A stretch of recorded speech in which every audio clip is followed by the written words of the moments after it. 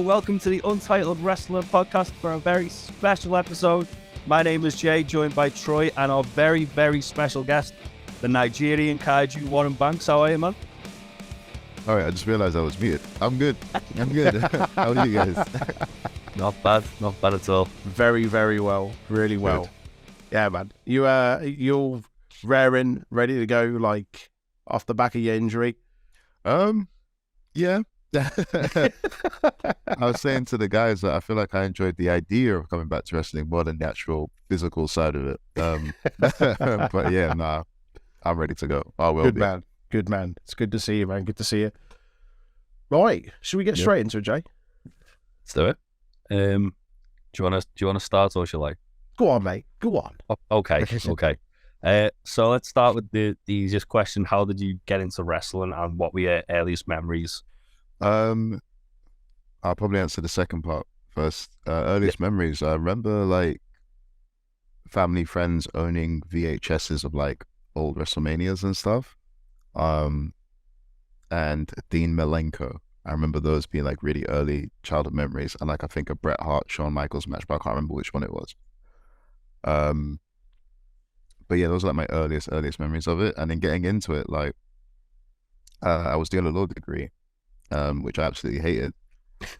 And I was in my final year, and I was like, I actually want to start doing stuff I like with my life. So I looked up wrestling schools in my area where I lived, away from uni, and there was one like 10-15 minutes from my house. And yeah, it was kind of stop-starty for a while because I still went on to do law school. I got a jaw injury, which meant I couldn't wrestle for like 2.5 years. So I don't really count it as I started back then. I kind of count when I started in earnest under Gene Money back in 2016. So yeah, that was kind of how I got into it. Like uni wasn't the best time for me, and I found that wrestling was like a massive comfort, and it like kind of got me through it. So yeah, that's kind of how I got into it. Nice. So you started off wrestling with Gene, like these kind of your entry into it. Yeah. So initially, I went to my first training session in, I want to say 2012, and was kind of trying to fit it in around university and exams and stuff like that. Unfortunately, like the place and the person running it no longer exist because they were terrible people. But I was only kind of, all in all, I was there for maybe about 6 or 8 months if you added all the days together. So I don't really count it as anything because I didn't actually learn anything. Looking back on it, it was just him taking money from people and letting them jump around on a crash mat. Like it wasn't great at all. So yeah, I got in touch with some people that I did know from back then once my jaw was all fixed and everything. And they told me where the school was, completely new, separate, not related to the previous one at all. And when I walked in, it was Gene Money taking the session. So I just joined in with him, and there we are. That was it. Nice. What a guy to sit under the learning tree of as well. Oh yeah, for sure. Yeah. Top guy. So Warren Banks feels like a very genuine kind of character and wrestler, and I think usually more often than not you can see, I think, influences from a lot of wrestlers from years gone by in wrestlers of today.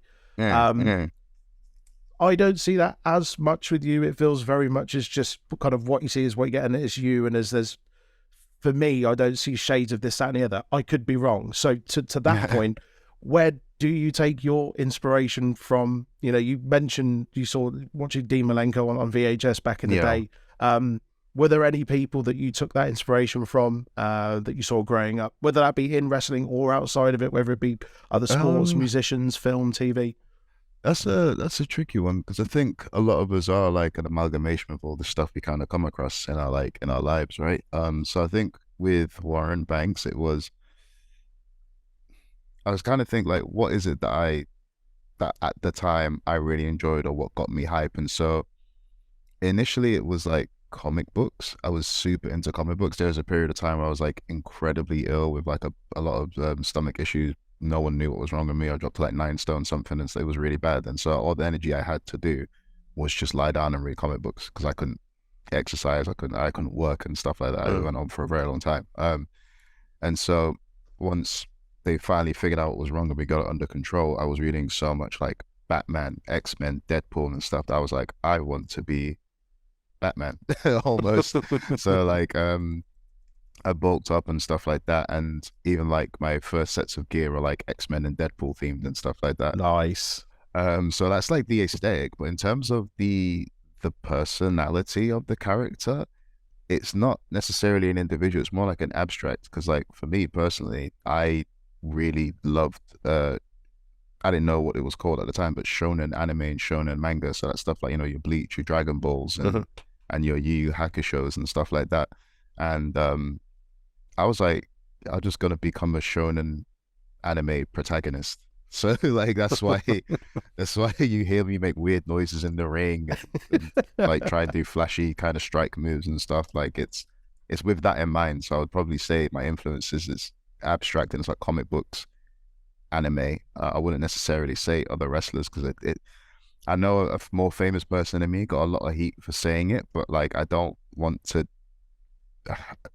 try and follow in the footsteps of other people. I kind of want to just try my own thing and see what works and what doesn't work and stuff like that. Yeah, which I guess some people take it as, oh, you're arrogant, but it's like, nah, if I tried to be a fake, you would see through it. Of course, if I tried to be something I didn't believe or ever, you would see right through it because I don't have the skills to act and lie that well. So like, no one would be happy. I wouldn't get booked. Fans would be like, what the hell was that? So it's just like no one would like it.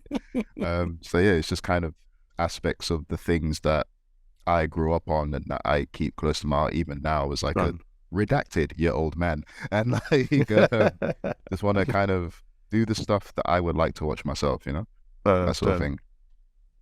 Yeah, good stuff. Approach it. So you've been on for a number of months through injury. How's rehabbing that gone, and what did you do to pass the time? So rehab was interesting because I was terrified of starting it. And when I had my initial assessment, they were like, it's going to be months before you can. So I got an initial assessment. They told me what they genuinely believed to be the issue, and I was referred for an MRI scan, which takes a little while to get. But in the meantime, they were like, yeah, if you keep wrestling, it's just never going to get, it could become unfixable without like massive surgery, and surgery was on the table at the time anyway. So I stopped wrestling. I eventually got the scan. I also got referred to another physio. And so in all that time, I was like, I'm just not going to move my shoulder. I'm not going to do anything. So I think like nearly 2 months went by, and then I got to the physio and they had me do a bunch of like, you know, they always assess you and see how bad it is and stuff. And then when I started moving it, both the physio and I were like, oh, that's not as terrible as we thought it would be. Like, it's not the worst in the world. And I had strength in there and certain things like that. So it's just like, oh, it's a lot better than we thought. And then the MRI results came back and they were like, it's not anything that requires surgery. You just need to do rehab. And I was like, oh, nice. I think the reason it felt much worse than it was because I just kept wrestling. I did the injury in May and I carried on wrestling for another 2 months, like multiple times a week. It was so dumb. Like, I was going to say, like, I saw you at several shows. We saw you at Super Strong Style and you had your brace over there and wrestling through that injured and wrestling your last few matches before you kind of, you know, fully stopped to go into that rehab and recovery phase. So that must have been agony. But then at the same time, I guess, because you're not allowing it to heal, you're just going through it. You don't know any different kind of physically and mentally. Exactly that. Yeah. You've hit the nail on the head. It's sort of like, I forgot what it was like to not be in pain. And after a while, that just becomes normal. As you say, you forget, you don't know any better. So it's just like, this is how I feel day to day. And you just find ways to manage it. So that's what it became for me. It was just like stretching every now and then, taking the painkillers as needed and stuff. But yeah, the rehab's gone well. Like, I feel it's gone well. I don't think I'm going to be launching people over my head anytime soon again, but like, we'll see how it goes. I've yet to do anything that's made me kind of go, oh, Jesus, you know, like forgot that was there. Yeah, right. Exactly. Which apparently is like, it's a good sign. If you're able to kind of do old movements without feeling anything, then it means that you're getting there. But in terms of what I did to pass the time, I did a lot of so I know me and Troy spoke about this before in person. My partner got a dog that I was against, and now he's my best mate. So we are in the same boat, my man. Exactly. Yeah, he showed me the pictures of like, you know, I was like, yeah, you get a dog, but it's your dog, you better look after him. And then, you know, he's kicking her out of bed, and I'm like, don't get mad at him. He's all right. He's all right. You know? So, it's mainly just bonding with the dog, looking after the dog. I started doing a lot of like extra work, sort of like for films and TV and commercials and stuff, which has been a good laugh. Nice. I'm looking to get into, they call it like special action extra, which I guess is like you're a stuntman, but you're not a stuntman. But I want to get into that as well and try and put some of the wrestling stuff to good use. So yeah, it's mainly been those, man. Mainly been those. A lot of video games, a lot of looking within as well, a lot of like introspective stuff. But it's gonna sound crazy to say, but I didn't actually miss wrestling. Really? I didn't. It can take over your life. It can take over your life in a almost like, it's given me so much. And if you speak to any wrestler, I'm sure they'll probably tell you, like, you know, it's helped them with their confidence, it's helped them meet new people and go new places and experience things they wouldn't have otherwise. It's been fantastic. But there's always like another side to it, and it can get very, oh, you watch his wrestling, or you talk about his wrestling, or you think about his wrestling, and you forget like there's a lot more out there. Like, I didn't even think about extra work or managing, having a dog and having a job and all these other things, and spending time with my partner and going and checking out cute little restaurants and stuff in London. Like, it's you forget there's a lot of life out there to live aside from wrestling. Not to say that it has to be one way or the other, but it made me reconsider the balance a bit more, you know? So I'm trying to be a bit more balanced and healthy with it mentally this time around, for sure. Yeah. I imagine it's not being a wrestler myself, but, you know, having hobbies, passions, sports and stuff that I enjoy and be participating in, and it does become very much an addiction and a habit. And, you know, to go to the point I made earlier about not knowing any other way, like with the injury, not doing any other thing than pain. If you don't know anything else than wrestling, and you don't allow yourself to have time for anything else outside of wrestling, then it can just be very consuming. So I guess with an injury like that, where you're not able to do anything, you said, you know, that allows you to reflect a little bit more and actually start to enjoy those things that you didn't realize you weren't making time for, and gain that new appreciation, start to factor that into your life and have more of a work-life balance. So 100%. Yeah, absolutely. 100%. You mentioned you did a bit of gaming there. I think I saw you stream a couple of times. You played, I think at one point, Mass Effect, which Jake could probably you'd talk each other's ears off about Mass Effect. Oh boy. I'm still yet to play it, but I think they've just dropped. I know. I get this from Jay as well. I've been crying for months. Nah, that can't run. You need to. It came on Game Pass. I was like, you've got no excuse. I know, that's it. So I've got it downloaded ready. I just need to carve some time out, because to my understanding, it's not the sort of thing I can just jump into for half an hour. Like, I want to give myself, you know, a real bulk of time to play. You might try to. You'll look at you watching 6 hours have passed. Yeah, it's such a good, like, well-built universe. It's just good. It's just, you need to do it. You need to play it. I will get on it. I promise I'll get on it.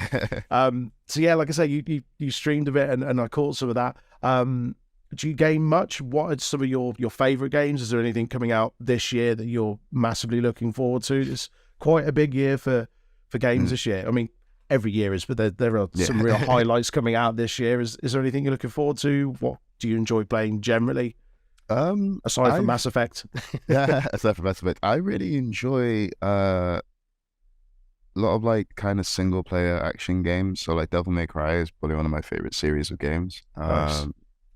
Devil May Cry, and then the God of War series has been amazing as well. But at the moment, like, I kind of been taking opportunity to kind of educate my partner on games that she's missed out on. So like, I played through Batman, the Batman Arkham games with her. So she was like, oh, this is really cool. And she enjoys it because she gets to sit back and watch it almost like a movie. And I'm like, this game's awesome.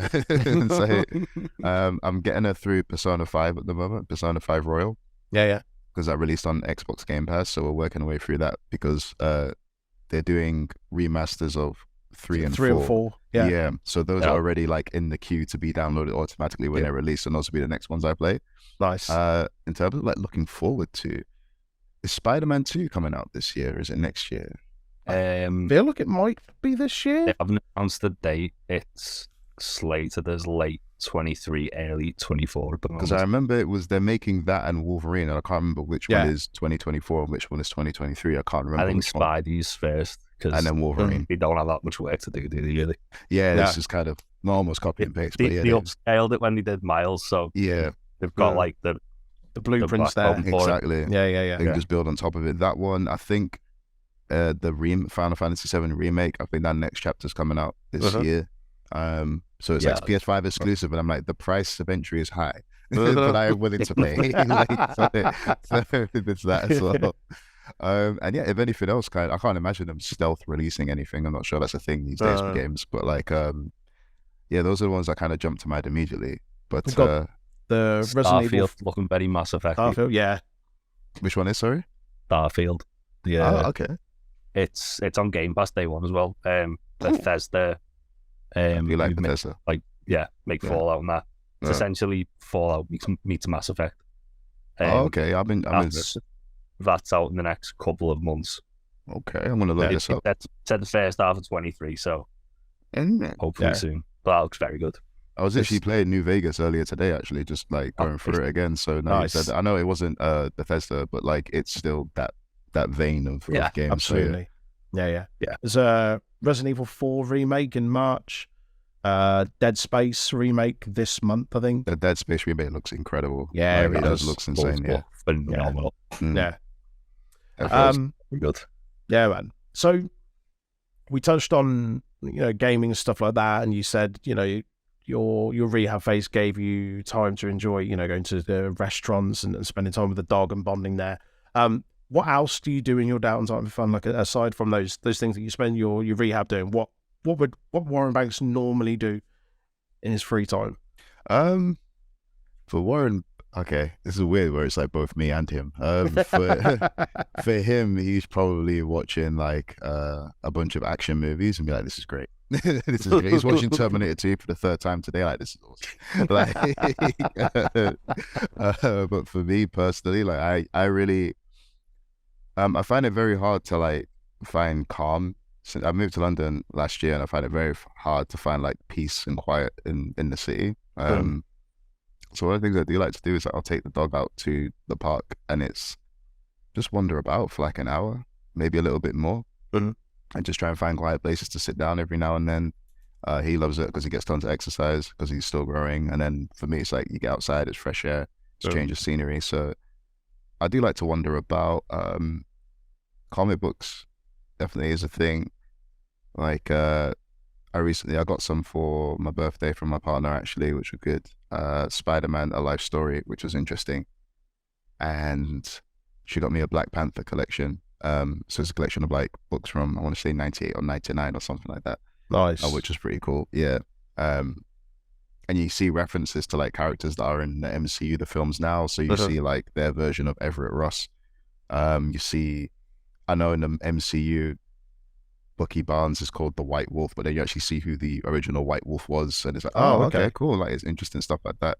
Nice. So yeah, comic books, wandering about, and yeah, just chilling, really, just like taking it all in, I guess, reflecting.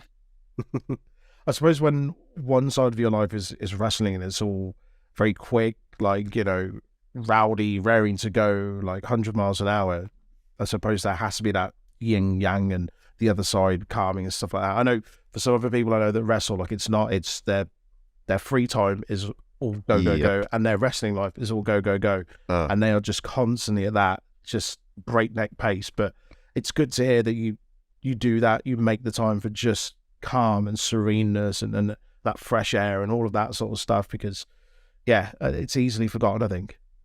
No, definitely, it's hard to. It's essential, I think, like, especially with so many of us, like, worried about a lot of other stuff outside, like, in our real adult grown-up pain in the ass lives. So, like, there's a lot of stuff that can, like, have you waking up at night and being like, oh, God. So I think having time to kind of just go, nice little breeze going on. Oh, look, there's some squirrels. Like, it's the little things, but they keep you sane. Do you know what I mean? Is that you or the dog getting distracted by the squirrels? Both a little bit, because he's looking and I'm like, what are you looking at? Then I look and I'm like, oh yeah, there he is. Yeah, I see him. So yeah, that's how it goes. Nice. Yeah. So we mentioned before, Super Strong Style 16. Obviously, we were there, and you competed all 3 days this year. How does that differ from like just a normal sort of wrestling week, or does it differ much? So obviously, sort of like there was it day 3? You wrestled like 2 or 3 times. I wrestled twice. Yeah, it was twice on day 3. Yeah. Yeah. Bloody hell. Yeah. What was it like? It's hard because I was wrestling with a torn rotator cuff. I just didn't know it. So it's like I was in just agony. Like I got to the venue and I would go straight to the physio's room and she would do her thing. Then I'd wrestle and go straight back in. She would do her thing. And then I would head home, get loads of ice and painkillers and just rest until the next day and just rinse and repeat. It was weird because it was one of those things where almost the story was blended with reality in that I'm battling through an injury. Oh, for story, but it's like, no, I am legit in horrible, horrible pain. Like every moment of every day, this is hard. I think in comparison to just normal wrestling, I actually found strong style easier. I found strong style easier than kind of wrestling on a Friday, Saturday, Sunday. And I think a lot of it helped it was in the same location. So I didn't have to, because sometimes you'll do a show and you wake up at like 9 a.m. I say wake up, you're out of your house at like 9 a.m. You're on the road, you get there, you do the show, you get back super duper late. And then you're up again early to do the same. And it's like hours of driving, hours of traveling, hours sat in the same position and stuff versus it was like no journey took more than 20 minutes because I was living in London. I was about to move to London at that point. So that was a lot easier on the body. I think I'd prefer to do a strong side. I'd rather wrestle in the same venue multiple times in a row than bounce around. Sure. Just the travel kills you. It just kills your energy. It kills your muscles and everything. It's not great. Yeah, can imagine. It was an awesome weekend. As I say, we went to that and thoroughly enjoyed it. And I think it was the first time that certainly me and Jay had managed to get to like together, living at either sides of the country, multiple shows in such a short space of time. And just, I'd never been to a super strong side. Was that your first one as well, Jay? Yeah. It's something that I've been trying to get done for a long time. And then like post-pandemic, I was like, right, definitely doing it. Yeah. Just the whole atmosphere, the whole setup of everything, it was such a fun weekend, man. And just, yeah, really cool as a spectator to be part of that. And, you know, if you enjoyed it as much as you did, like, albeit through the injury and stuff like that. But like the experience of being part of such a kind of a 3-day tournament and things, stuff like that. It was nuts. Yeah, I can't, like, it's the injury didn't ruin it. The only thing that affected was me v John Morrison, because we were both falling apart by that point. Really? We were both in just bits. Yeah, and it's so like he hopped onto the apron and he got in, and then when I got into the ring, he looks at me and he goes, "I just tore my groin." I went, "Oh, what?" man. So there's a moment, like, I think the on demand picks it up. Like, there's a moment where we're like, we walk up to each other and we're talking, and it's all like we're doing this stuff, and he's just like, "I tore my groin," and I went, "Ah, shit." So we're trying to like figure out what to do, because he can't walk, right? He can't walk, he can't run, he can't jump. I've got one arm, my neck's starting to seize up, and I'm just like, okay, we'll figure this out between us. So, it's like the blind leading the blind. Yeah. So like we struggled through that match, and it's sort of like, because for me it was like this surreal thing of, I used to play as him on video games, and I'm like about to wrestle. This is so cool. Yeah. And then he's like, he's hurt, I'm hurt. Oh, man. It wasn't as good as either of us wanted it to be. Like, we were both a bit like unhappy with it. I would like another pop, because I know healthy we'd probably bang. It'll be great. I'd gotta say, like, that's the way you want to try and run back at some point. Yeah, like, that's, yeah. That's cool, man. Mm-hmm. So we're in 2023. What are your aspirations for this year? Obviously, you're back now. You're fit. You're healthy. You've came back at Progress the other week. You've been announced for the next show. You're tagging with Big Damo, Yes. which will be awesome. What are your aspirations for this year? What are your goals? Is there anyone in particular you'd like to face or tag with, or promotions you'd like to work for that maybe you haven't been to yet? Before we go on to that, I did clock something, actually. You said the return. So I looked at, I think they put up a photo of me and Tate in the ring, and I looked at it, and I caught something in the corner of my eye, and I zoomed in, and I see Troy in the balcony doing this. Arms up, loving it. And I was like, my guy, my dude, yes. It popped me so much. Oh, mate.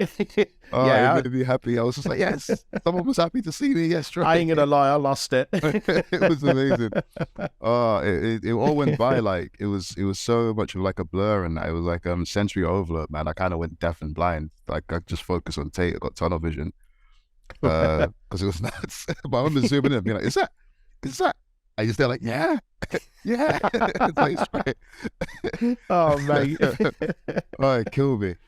In terms of aspirations, though,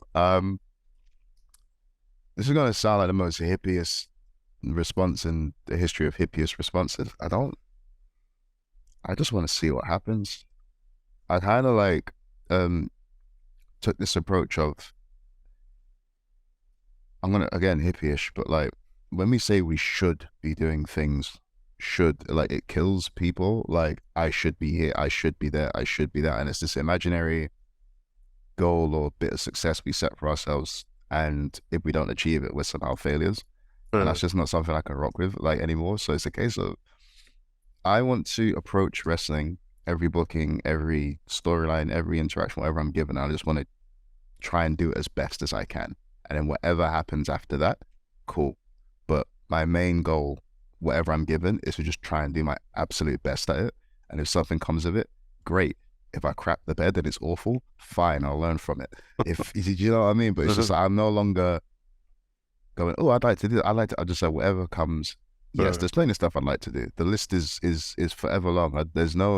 I used to say to people, it's easier for me to tell you what I don't want to do. You know, because like wrestling is like this fun, crazy, silly, insane thing. You were there, Troy, when I was wrestling as like a British gentleman with an umbrella and scones, right? Yeah, resurgence, yeah. And then I'm out there flipping, getting kicked to death by Chris Ridgway in this dramatic freaking Japan style match. So it's sort of like, whatever happens. I just want to enjoy my time and do my absolute best at it. And like, I believe that I'm competent enough that if I am able to consistently do my best at it, something will come of it, of great substance. But I'm not doing it solely for that. I'm doing it because it's rewarding and I enjoy it and I'm passionate about it and I love it.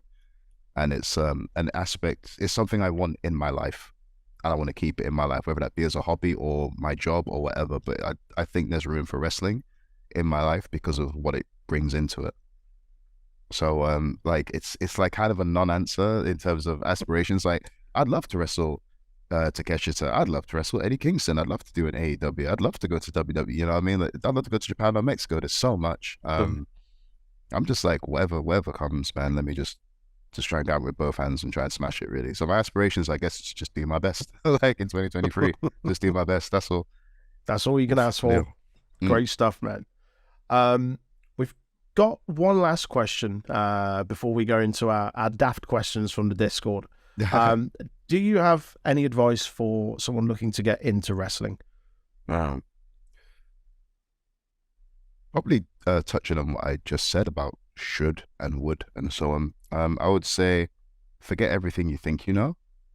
Head in there as open-minded as you possibly can be and ready to listen and follow instruction, even if you think it doesn't quite make sense. Unless it's unsafe, in which case it's a different story. But there's aspects of wrestling that are supremely just intuitive. Like, sometimes you'll get it, sometimes you don't. And it's a lot easier to get it if you approach it and you're humble and you're willing to listen and try and be uncomfortable and step out your comfort zone and stuff. So I'll probably just say, if you're looking to get into wrestling, forget what you think you know, forget what you've read online, forget what the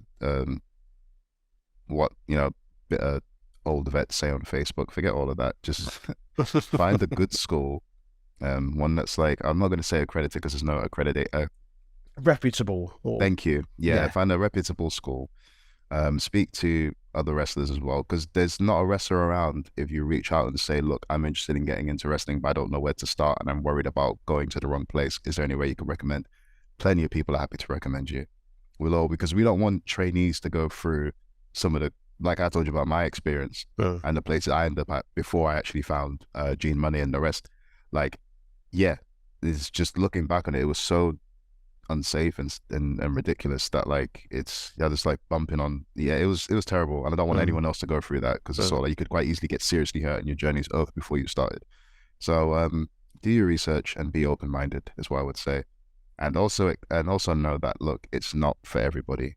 It hurts. Like, you build up, you callous your body over time, but initially, like, you're going to be in pain a lot, and if you're not somebody who likes it or can handle it, then it won't be for you. But that doesn't mean you can't be a part of wrestling. There's plenty of slots for managers, commentators, videographers, graphic designers, editors. There's so much. there's so many ways you can contribute and be a part of wrestling without getting dropped on your neck every 3 minutes. So don't think, oh, I can't do a flip bump, it's not for me, that you can't still be a part of this crazy ass world that we're all in. So yeah, that's what I would say. Just be open-minded.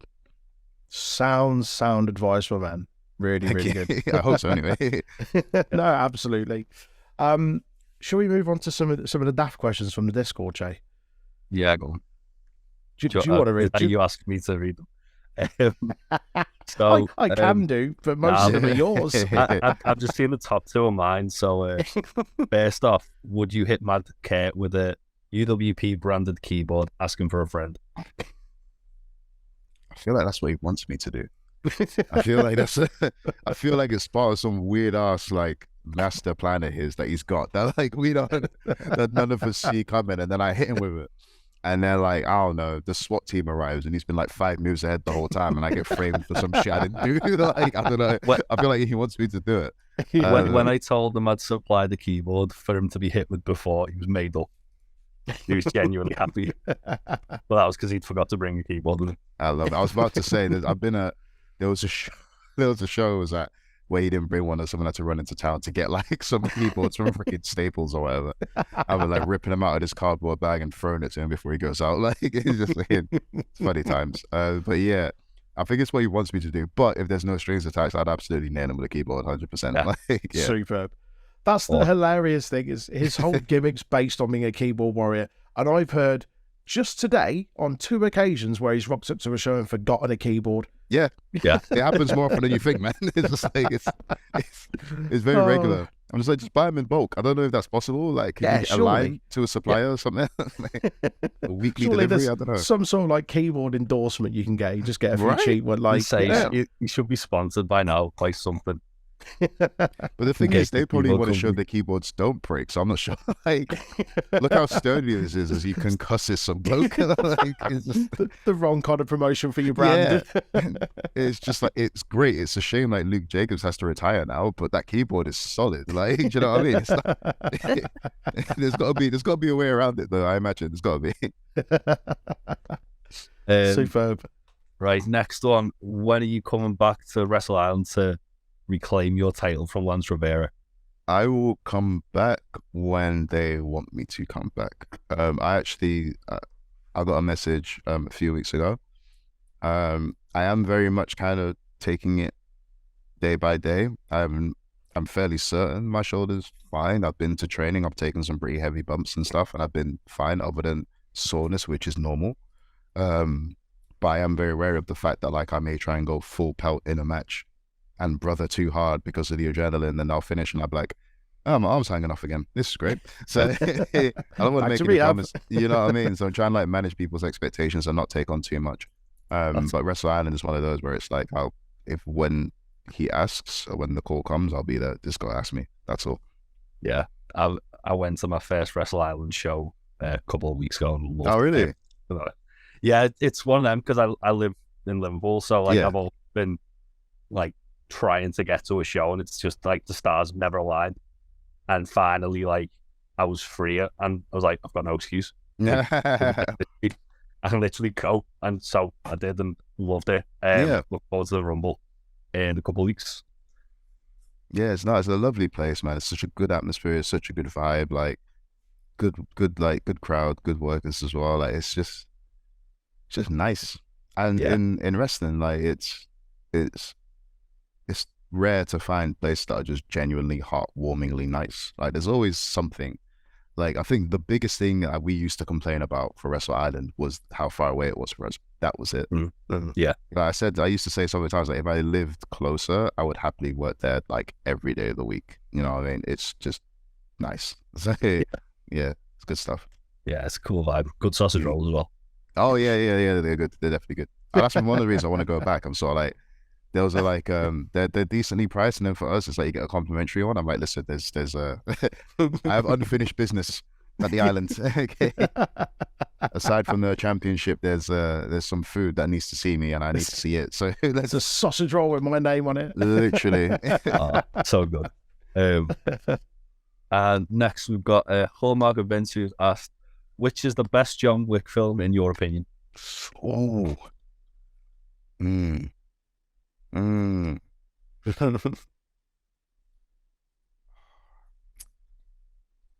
Yeah, it's between, you know what? It's between the first two for me. The third one I wasn't too fond of, and I think if I was just between the first two, oh man, I can't pick. I think maybe the first one. I think I like the first one the most. I think. What about you guys? Are you guys fans of the John Wick? Yeah, I'd go with the first one. I'd go with the first as well. Yeah. To be fair, Because it's sort of like I had pretty much the same dilemma there as you. Yeah. Because they kept building on it, didn't they? Like, they expanded the world and the mysteries behind it, and they opened that up, and then like the stakes and the action sequences got bigger and bigger and bigger. And yeah, I don't know. I think I liked the first one because it was a bit more like small scale and personal. Mm-hmm. It felt a bit gritty. Yeah. I think the second one, when they introduced like the bulletproof suits and stuff, and having like really long gunfights, I'm a bit like, it's interesting and it's cool, but I kind of preferred it being a little simpler. A bit more grounded. A bit more grounded, and there was a bit more mystery to the world. Like they've shown us everything now. Not that it's not cool, but I kind of liked the idea of, oh, he's this hitman. What do you mean they got gold coins? What the fuck? Like, what? Like, what kind of world is it? There's people using like old telephones to communicate. Okay, all right. And then like I think it's at the second or the third one when he realizes that every 8th person in New York is an assassin. Like he's just trying to kill it. It's nuts. But yeah, I think the first one for me. Yeah. I love that we're speaking to a work colleague about this the other day. It feels like we're very much living in the Keanu Renaissance period.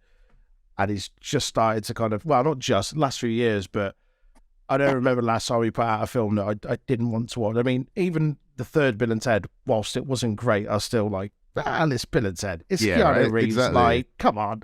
I like that. Yeah, that the newer generation has been introduced, because for me it was like it was The Matrix and Speed and stuff like that. Like and Point Break, as well. Like just. That was my Keanu, and it's all like he kind of, I guess, has made his money and he's chilled for a little bit. Then he went, yeah, go on then. And I'm like, yeah, I've got the edge again. Do you know what? Yeah, exactly. Honestly, and it's just insane. Like for me, I always admire the fact he physically does a lot of it himself. Like I've seen videos of behind the scenes of him training with the guns, and it's like, wow, Keanu Reeves could probably kill a lot of people, like if he really wanted to. Thank God he's so nice. Like, man. Honestly, right? I'll see like how fast he's reloading and how accurate he is, and I'm like, no one should piss off Keanu Reeves. You know, he's a lovely bloke, so I don't think he'd kill you, but he could. He's got the presence, hasn't he? He's what, sorry?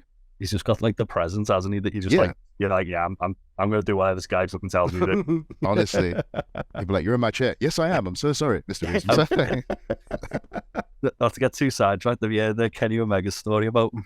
No, where he met him in like an airport on like a flight back from Japan.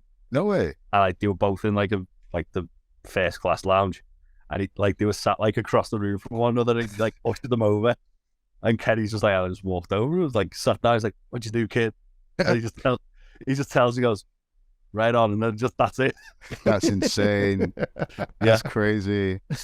remember seeing it on like a Q&A. There's like, that's like the weirdest thing I've ever heard. I would not be able to contain myself. Like the amount of times I've seen the Matrix films and stuff, that guy, he's one of like giddy. Honestly, yeah. I'd be that guy shouting, "I love you." I'd be crying. I'd probably cry. If Neo asked to chat to me, I'd be like, I'm not you worthy. Want to know about me? Literally, yeah.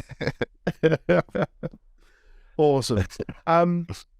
We will round things off with a quick fire round. We usually I think we started with the intention of putting a timer on this, and it was as many as you can answer in 60 seconds. That went out the window. Tate broke it. Yeah. Tate Mayfair took like legit 15 minutes with it. So no way. Yeah, he broke down every single one, and like it was like a big like reason. It was amazing. But this is why I like was gonna slap him in the face. Like it's a thing. God damn it, Tate. Right. The Rock or Stone Cold? The Rock. Matt or Jeff Hardy? Jeff. Bret Hart or Shawn Michaels? Shawn. Edge or Christian? Edge. Best tag team ever? Oh my God. You sons of best tag team ever. God. New Day. Go on, good lad. New Day, Triple H or John Cena? Triple H. Favorite pay-per-view ever? Royal Rumble. Either WrestleMania 17 or Royal Rumble 2000 and is it 1 or 2? Who won it? Stone Cold. 2001. 2001. Yeah, that one. Yeah. Very good job. Nice. Yeah. Favorite entrance song? Favorite entrance song.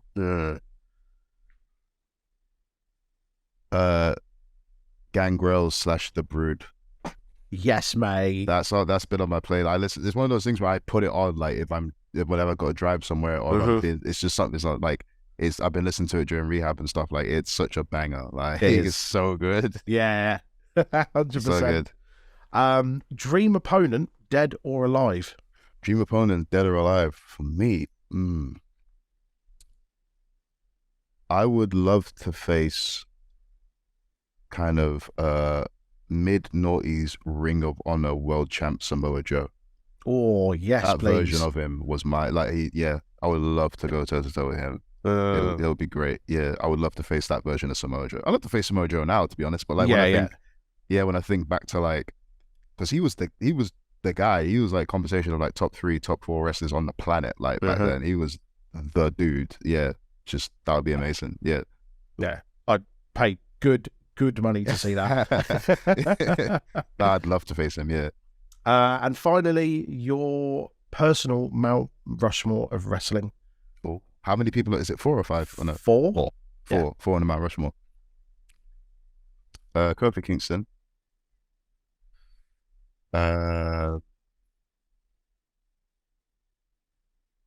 Kenny Omega. Stone Cold Steve Austin. And Sasha Banks. Nice. I would say Sasha. Good shout. Nice, man. Like it. And Sasha, I would say the Mount Rushmore is a fairly recent, like, for someone to, I don't want to date this episode, but like for someone to take the chance that she's taken on herself and line up what she's lined up. I know we've seen so many wrestlers prove that there is plenty of life and success to be had outside of WWE. I think for somebody to kind of say, you know what, I don't feel like you're giving me what I'm worth, and to walk away from that and go out and get it, especially as not only a woman in wrestling, but a mixed race or a black woman in wrestling is unheard of. That's like that's like groundbreaking stuff that she's doing. So like definitely she's up there for me, just as a how to conduct yourself and kind of don't give up and push for what you know you're worth. As an example, she's up there for me. Sasha for sure. Amen to that. Good stuff, man. Well, that wraps up this interview, this episode. Thank you so much for taking the time out, man. It's been awesome. I know we tried to get something arranged, I think, last year, and it was just schedules didn't line up. So it's awesome that we've managed to finally get this going, man. It's been really, really good to talk to you. No, thanks for having me. I'm glad I've been able to do it. Like, I know me and you have spoken so much in person, so it's sort of like I'm glad we could save stuff for this. You know what I mean? Yeah, man. Like, absolutely. No, that's awesome. Where can people find you on social media?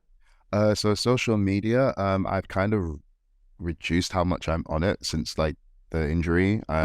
So it's @manlikebanks for Facebook, Twitter, and Instagram, and then I think TikTok is 87banks.